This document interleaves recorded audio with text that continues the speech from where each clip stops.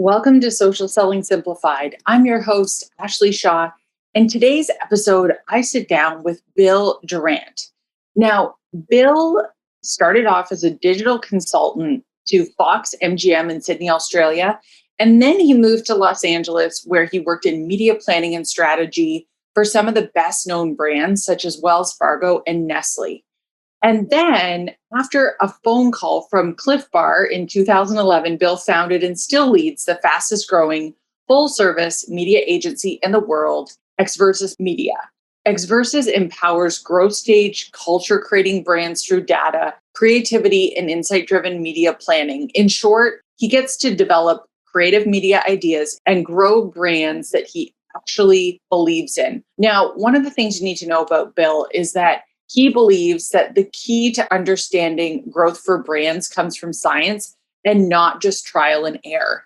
And in this episode, we dig into the layers of strategy. So if you are looking at your social media or your ad strategy as one dimensional, like I put an ad out there, I should get a result, you're definitely going to want to listen in on how he breaks down ad strategy into strategy, planning, and buying. You're listening to the Social Selling Simplified podcast. Stick around if you too are obsessed with learning things that actually work and believe that success leaves clues. We're all about identifying results-producing roadmaps and getting super clear on how to scale and grow your online business. From part-timer to president, social selling expert Ashley Shaw will help you connect the dots and take the guesswork out of what works to grow a social selling empire.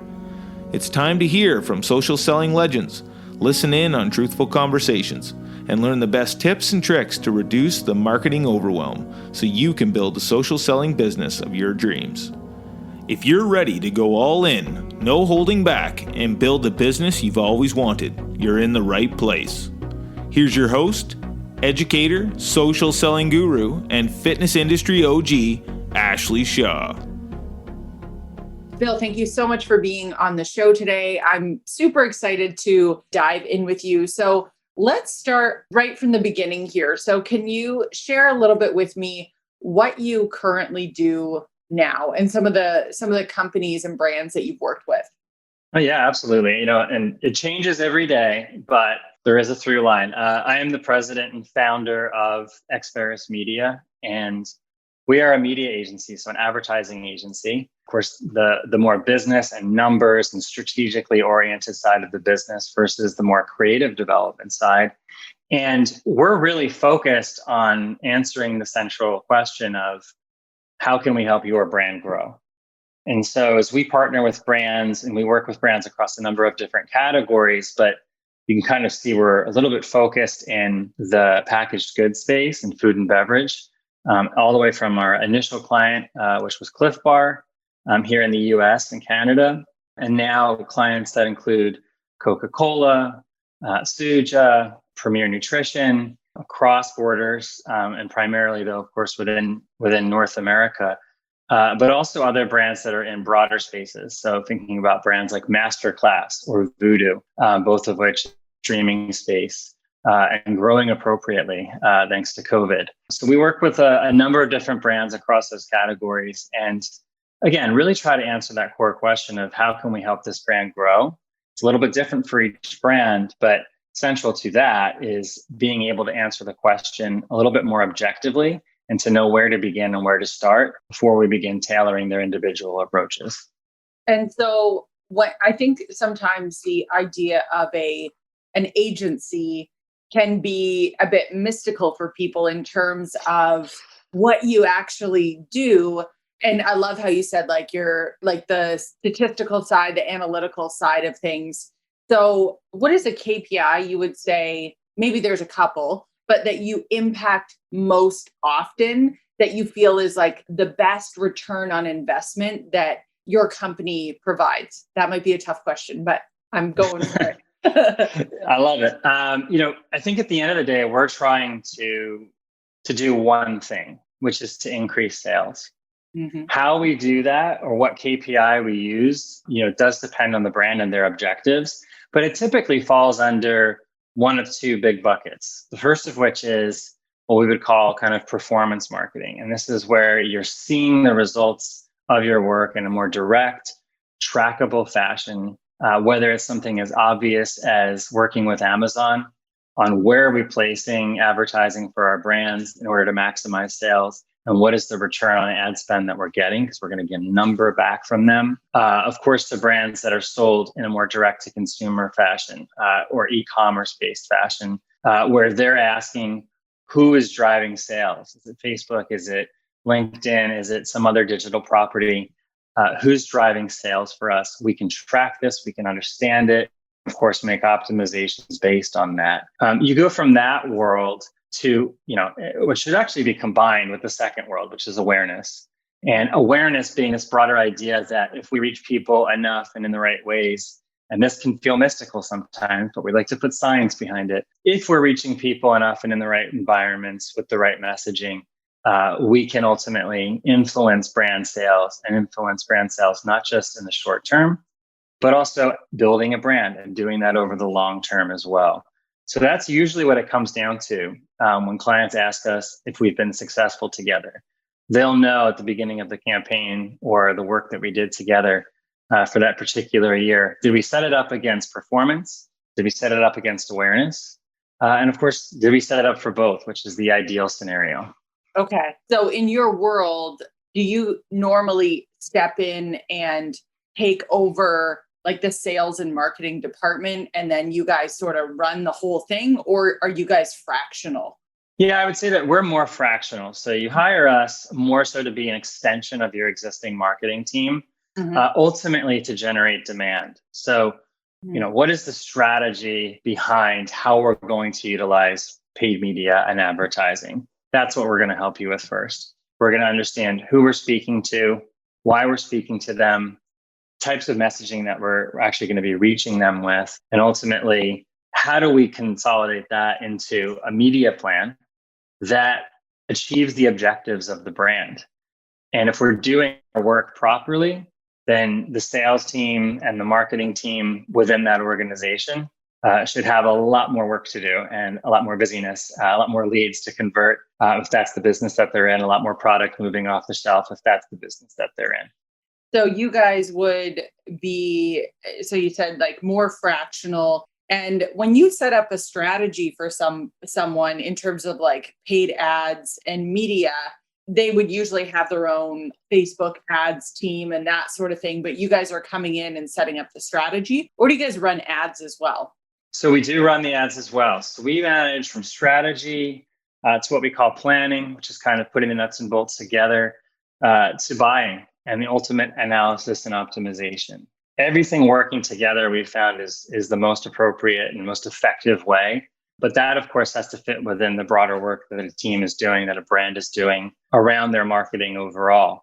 I think, the piece that gets lost sometimes that's become so important, though, is that final piece. So if we go from strategy and planning and all the negotiation and buying that takes place, it's the what happens next. And that's the analytics piece. We've got access to more data than ever before, which is, great on one hand, but challenging on the other for marketers, because what do I do with all this data? How do I interpret it and how do I understand it? A big part of what we're doing each day is not only optimizing towards what's driving sales for our clients, but we're also kind of, let's say, demystifying it somewhat in that we're able to translate and pull out actual insights from the data that are more than just observations about things that have happened. It's more trying to understand why things have happened and what theories do we have that will improve their performance for the future. Which is, I know we had talked about your stance on things is more about understanding growth from science, so backing it in data versus this idea that you just got to keep testing trial and error and solely be relying on that to figure out what that sort of, silver bullet is. Yeah, one of the challenges with the trial and error approach, and this is something that all organizations go through, including our own as we think about marketing ourselves, right?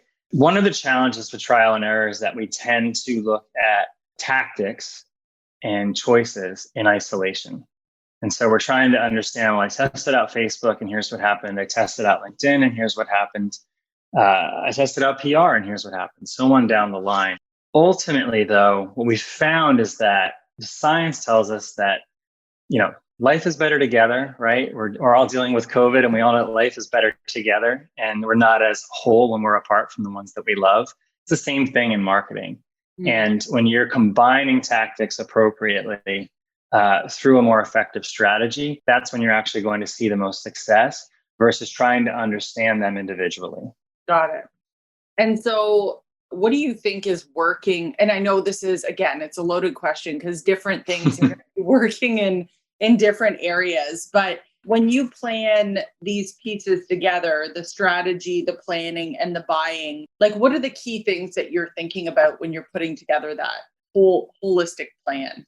Yeah, that goes all the way up to the highest levels of strategy. And that's, I think, a good thing, because as I kind of explain this a little bit, you'll see how it applies to your situation, even though everyone's situation feels so unique and often is, and feels so different. What do I have in common with an e-commerce brand if I'm a service-based business, and vice versa? What do I have in common with a brand that's running on television, tens of millions of dollars, if I'm a brand that's really focused on social media? And ultimately, what it comes down to is understanding your strategy and the strategic approach that you're taking. And to boil it down to its most almost reductionist concept is this idea that we have around layers. So as you think about layers, how ogres have layers, onions have layers. We've all seen Shrek. Marketing plans have layers too when they're most effective. So if I'm a advanced 10, 20, $100 million plus marketer, I know the consumer purchase funnel and all of those kind of marketing school and business school type concepts inside and out. And so the idea of layering makes inherent sense as I think about how I'm gathering as many consumers as possible in the awareness stage. And then that funnel starts to shrink down as I go to consideration. And of course, then to purchase, and then beyond that, to advocacy of my brand. So I'm already working with these frameworks if I'm living in that world. But that idea and that concept of layers and even the funnel applies to everyone. And I know that you've talked about this on your podcast quite a bit. And as we think about even within social channels or just within Facebook, even as one example of a channel, I want to know, how am I working on a strategy that combines tactics and combines different approaches to ultimately create more synergy and better results than if I had just tried to focus in one specific area? I'll give you an example of what that means. What it means is, do I have or content or paid content, again, just within Facebook, that is designed to create awareness of my brand, to create affinity around my brand, that is not asking consumers to take any specific action, except perhaps to dig around some more and to learn a little bit more about what I do? Simultaneously, am I asking them to take action? Am I including what we call lower funnel tactics, again, just within Facebook, that say shop now, buy now, do this, here's a sale, here's what's happening, asking for the sale and how important that is? And again, simultaneously, am I thinking even in the middle of that? If I get someone's awareness and I'm starting to build out a base of really relevant customers or potential customers for myself, what's going to happen if they decide that on that buy now or that shop now or that learn more ad that they then saw a little bit later on, if they want to go ahead and do that? Well, they might want to do a little bit more research into me. So what's going to happen when they do that, when they're searching for me or when they're clicking on my brand's page within that social environment? Have I layered in the ability to drive trust? Have I layered in consumer reviews or customer reviews? Have I layered in additional tactics and invested in those places, even when they don't show up as paid advertising, in fact, especially when they don't, so that people are ready to actually go ahead and buy and make that sale? So as you think about layering, as you market your organization or business or brand, that is applicable all the way from the most scientifically judged $100 million plus campaigns and all the way down to what an individual entrepreneur needs to be thinking about while they're starting their business, even if they're just focused on one particular channel. I think that the part that you've probably just blown up for a lot of people listening would be their focus typically is it can be one dimensional, right? Like you're often told when you're a solopreneur in the social selling industry, like, it's all about being an influencer. It's all about the likes. It's all about the engagement. And yet what is so interesting about what you've said is that that's a piece of it. That's a layer, but that is not how you got to start with driving awareness. Like that's got to be there first before you try, like engagement is not going to be, linked hand in hand specifically with growing the brand. Like there's a piece it plays because I just find there's a lot of people that get just so caught up on how many likes did that get. And it feels like it's got, there's a piece of it that is important, but it depends on how it fits in that overall strategy. That's exactly right. And well put. We see all the time, because of the size of our company and our organization and the types of brands that we work with, we have $1 billion brand that's a client. We have a brand new startup that's trying to get distribution in its first retailer that's a client. So we see the whole spectrum. And the one thing and the one area that we've kind of accidentally specialized in a little bit is hitting that next level of growth. And folks that found that influencers, for instance, were super successful for them and they really focused and put a lot of their dollars into influencers or put all of their focus into a particular retail strategy in terms of how they're communicating to consumers. Whatever it was, they found that what got them there won't get them to the next level. And that's really when that strategic piece becomes even more important. But if you're thinking about that from the start and creating that strategic framework from the start, creating those layers from the start, you're ultimately going to find that you're more successful. And this is not just based on our experience, which is extensive and very valid and useful, but it's also based off of the actual science and the research and what we call meta studies, where people are analyzing over 1,000 brands and trying to understand what are the through lines that help them grow and achieve the most effective growth. As you think about that, that's when it starts to kind of become clearer that these aren't just anecdotal ideas. These are ideas that are borne out by research. And I think that's a really important element too, because we want objectivity. We don't want people with agendas telling us to focus on their particular favorite channel or idea or concept. We want as much objectivity and verifiability that we can have. And then we tailor those learnings to our individual brands. Yeah, thinking you already know, like, oh, this is my channel, or these are the types of posts or whatever. Like, it's like, wipe that slate clean here for a sec. Let's go back to the science and the meta studies. So I'm curious, I have two questions for you. So when you talked about the layers, we talked about awareness at the top, and then we're going to move into trust and building rapport. Would you typically look at it always as a funnel, or are you familiar with Ryan Deiss? Oh, I don't know that I'm familiar with Ryan Deiss. Okay. Does he have another model or framework?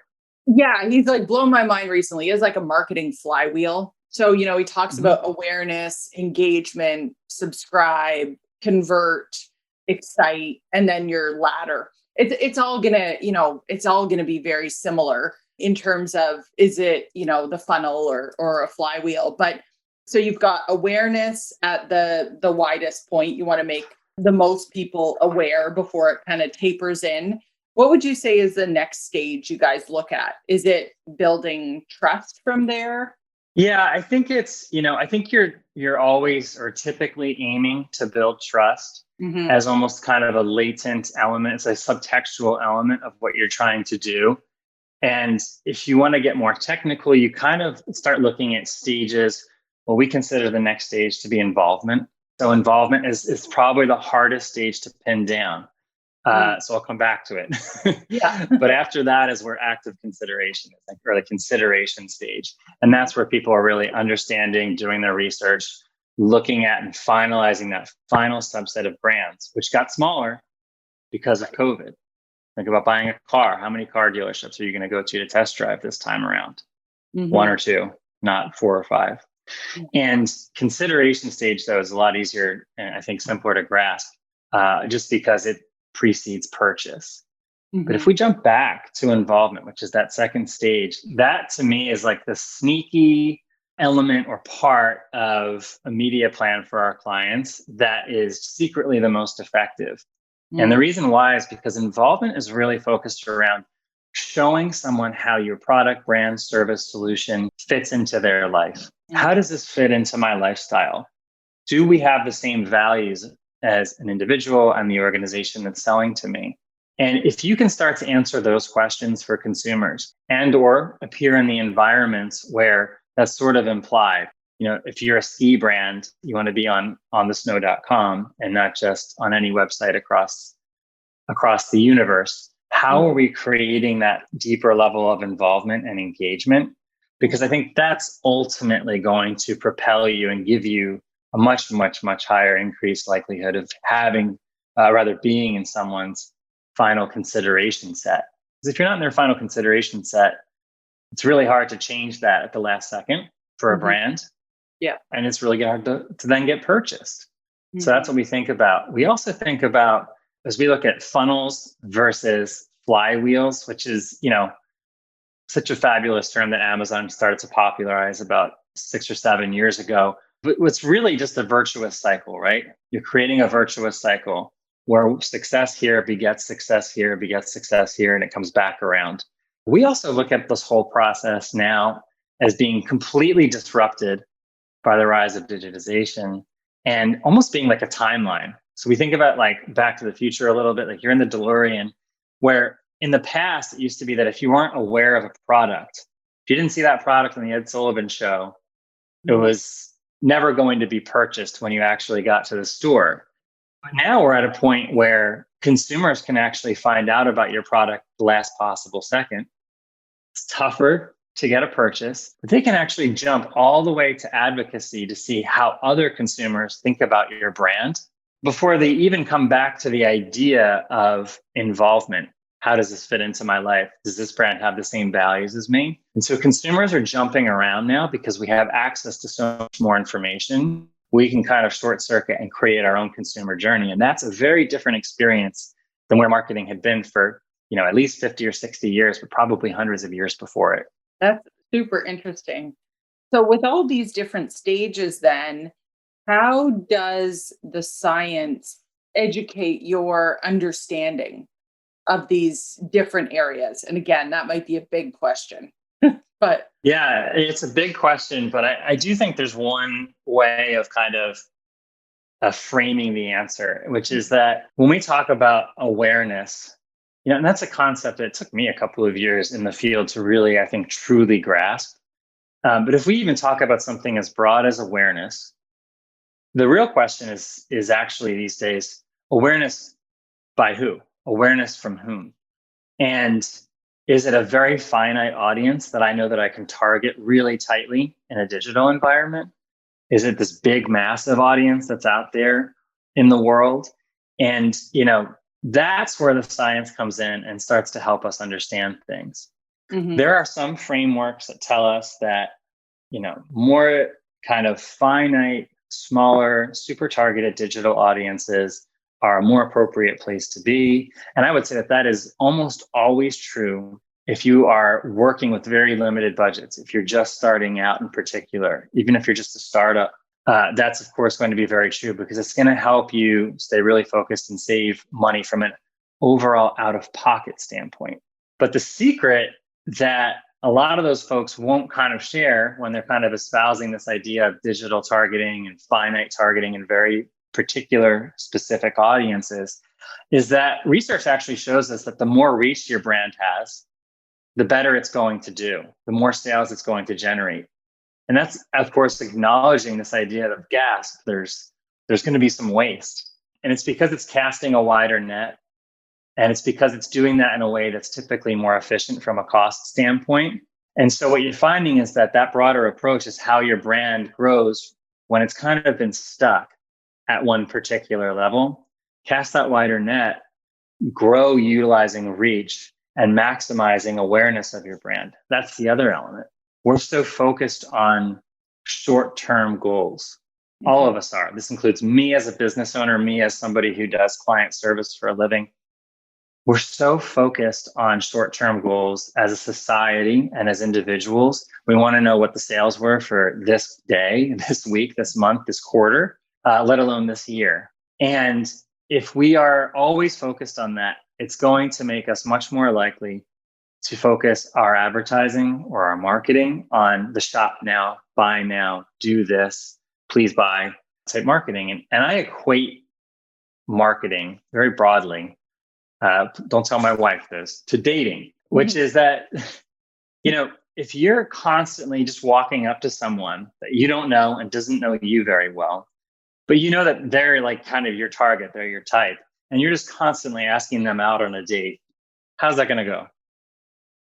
Not particularly well. If that person knows more about you, understands kind of how you fit into their world, how you fit into your own world, and they've got more experience with you and being around you and taking time to let a friendship or whatever else develop, the likelihood of you being able to successfully ask that person out on a date is much, much, much higher. And that's the way that we want to look at marketing too, is that we want to stop kind of saying shop now, shop now, shop now all the time. Mm-hmm. We want to give them an awareness and an understanding of who we are, which very often, if you're doing it right, implicitly builds that trust. So there's that trust again. And if I trust you and I've heard about you, and then I'm being asked to make a purchase decision, who am I more likely to go with? You or someone else that I haven't heard about? Mm-hmm. So when you can really get those pieces working together correctly, and the research tells us that on average for a brand, it's about 60% in that brand building space and 40% in that short-term kind of activation space of shop now, buy now, do this, do that. If you can get your balance for your brand right, it's going to be different for each individual story. But if you can kind of work from that framework and get that balance correct, you're ultimately going to have the best results, not just in this quarter, but you're going to be setting yourself up for future years as well. And that's the sneaky part about how to invest your dollars, is to do it in a way that's building your sales today and tomorrow. So then does it line up that your budget is 60-40 in those areas as well? Would you say like you're spending 60% of your advertising budget in the branding awareness, that side, versus 40% in activation? Generically and broadly, that's exactly it. Mm-hmm. And it is going to be different. So we have some really fantastic e-commerce brands that we have as clients.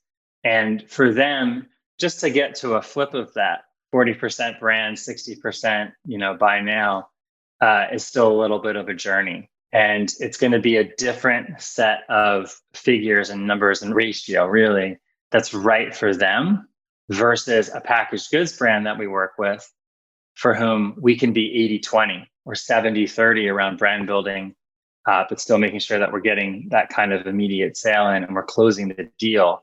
Well, we don't have to be as focused on that as the brands that are sold in more of an e-commerce fashion. So it is going to depend on your brand, but that's if you're starting from that framework and understanding that very broadly and saying, this may not be perfect for me, but I understand the principles behind it, you're going to be doing your brand a huge favor, and you're going to be giving yourself, I think, a lot more discipline. And when you have that discipline in place, that's when you see, again, those results that aren't just in the short term from the buy now, but are in that long term as well. And the work that's happening even after you've run your advertising months and years down the road. And so with that idea, then, what numbers? So when I first got my business up and running, I had no idea about Facebook ads. Like I just studied, I was like talking to Facebook ad people all the time just to try to educate myself. And I was like holding on to my budget so tight. I was like, I'm not going to spend $1 unless I know I'm going to get 2 back, like was very tightly holding on to that when I was just getting started and building things. So what sort of metrics do you look at when you're sort of, because this is a bit of a different viewpoint of, you're going to spend more in one aspect for the long term. Like Are there a couple of metrics that you watch instead of just, pure output versus what's coming back in? Yeah, and that's actually tough, and that's where the discipline can come in sometimes. Mm-hmm. So we know that if you're just running Facebook ads, if you're a smaller enterprise, you're just starting out, it's probably not worth it to invest more heavily in research. Mm-hmm. If you're bigger, there's new, more accessible research out there. It is machine learning based. It's really fantastic models that can be built. And those models are now under 6 figures. They're into the 5 figures. And those models can actually help your brand understand what is the short-term and long-term impact of the decisions that I'm making, and model out for the future and say, where should I be investing in the future? You don't have to make any decisions without data, which is really cool. And that goes for offline too. So it's online and offline, and that's the beauty of it. But if you're online only, you're really focused in one space, that's where the discipline comes in, because you are going to have access to the same conversion data or ROAS, return on ad spend data, if that's what the platforms that you utilize gives you back. You're going to have access to that same data the whole way through without some, bigger, fancier model in place. So to know and to understand that if I'm building my brand and I'm looking at my short-term results, you're going to have to compound those over time. And you're going to have to look for continuous improvement in your acquisition costs and in your cost per conversion. And it's not going to be a new set of numbers that you're looking at. It's going to be looking at the same set of numbers differently over time, and allowing for the fact that you're not going to have instant gratification, which, especially for me, is super hard. Yeah, for sure. And so what are these models that you speak about when you're in that research phase? Yeah, so they're simultaneously super advanced and also super accessible, which is really cool. It used to be, I worked with Nestle for a long time. I was on their agency team. And if they were launching a new brand, they would have to invest well into the 6 figures to have research done that helped them understand what the marketplace looked like and what the impact would be if they invested in advertising. And it took a long time to run. It was useful, but it took a while to run, and it was super expensive, and it did require some manpower from different teams. Contrast that with where we are today, where those models still exist and they're still useful. But now we have models, and there's companies, we use one called Concentric Market, who can do this for 5 figures, for lower 6 figures, if you want a really advanced model, where they're ingesting all of the data from your particular category or product area, understanding, are the brands in your competitive set advertising, taking in all the sales data that you have access to, and taking in any past marketing data that you've done. And then those simulations, as they're called, essentially then tease out and understand the impact of all of the individual elements of your marketing mix, especially the ones that couldn't really be tracked directly before, and help you understand what is contributing the most. How are things working together? Because we know that they work together better than trying to do one tactic on its own. And then saying, what would happen if I invested more dollars into the future? So again, probably not something you're going to be doing if you're in the 6 or kind of low 7 figures in sales. But how can I find a more efficient way to do advanced simulations to maximize my marketing mix? It becomes a no-brainer if I can do that for, let's call it $75,000, and know that in the end, I'm going to be saving significantly more than that. Right. That's so cool. I've never heard of that before. So that is super interesting. And super nerdy, I might add. And so who are your favorite people to follow and learn from around marketing? Like, where's a good kind of place to start for those that are interested in learning more about this side of things? Yeah, I think a lot of what we espouse is, huge marketers. Again, we're talking folks in the $100 million plus range. They kind of know some of this stuff already, if not all of it and more. But a lot of the folks that we work with, especially folks that are in the startup phase or have grown from the startup phase, where they had kind of 1 or 2 individual marketing tactics that worked for them, it's surprising for them to understand that not only is TV regular old linear TV, still relevant. It's shrinking, I might add, but it's still relevant. It's actually more effective now as a result of, kind of the mass digitization of society and of media. And that's a really beautiful, good thing, but it surprises a lot of them. And so we find ourselves kind of in alignment and agreeing with the folks that very oddly call themselves the contrarians, whether formally or very informally. There's one called the Ad Contrarian. Love him. Forget his name. Just know him as the Ad Contrarian. Amazing to look up and to understand. You won't think about digital marketing the same way after you read his work. We would advise that digital and traditional are always better together. And then, of course, you've got folks that are actually out there doing the research. Les Binet and Peter Fields are two, essentially, scientists of marketing. And then you're also looking at Byron Sharp, who's down in South Australia, who wrote the book, How Brands Grow. And then I want counterpoints to that, because they're saying some of the things that we talked about today. In fact, they're the ones doing the groundbreaking research. But there's folks that disagree with them. So I want to understand what Gary Vee thinks, even if Gary Vee and I don't always see eye to eye. Look at the amazing work that he's done, the business that he's built, and how much he's done for social. And I want to understand why he thinks the way that he thinks and what he thinks. Because for me, it's not just about developing one mindset and then saying we're going to stick to that mindset and that paradigm forever and ever, amen. It's saying, how are things evolving? What's getting more effective? What's getting less effective? How do we need to think about our mixes for marketing in the future? While also saying at the same time, it's 2021 right now. I need a marketing plan. I need a media plan for 2021. I need to know what's going to work today. Not what Gary Vee's vision of the future might be and where things may be headed. Although I want to know that too. I want to make sure that I'm grounded, but I'm also getting ready for what's next. Yeah, I love that. So, Bill, where is the best place for people to learn more about you, about your agency, and to just get a behind the scenes look? Yeah, I think the best place to learn more in general about the things we've talked about today is in our book, Digital Stone Age. So Digital Stone Age is available on most major platforms, certainly Amazon leading the pack there. It's where most of the sales are coming from. Would definitely encourage you to pick up the book to get more details, more specifics, and even more citations so that you feel confident with the information. And then the best place really is through Exverus. So Exverus is the agency, and I'm heading things up. So our website is www.exverus.com, EXVERUS.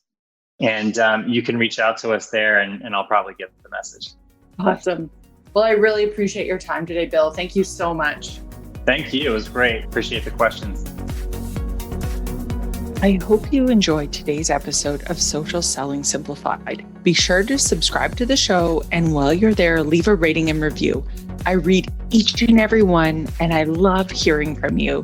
Thanks so much for tuning in, and we'll see you right back here next week on Social Selling Simplified.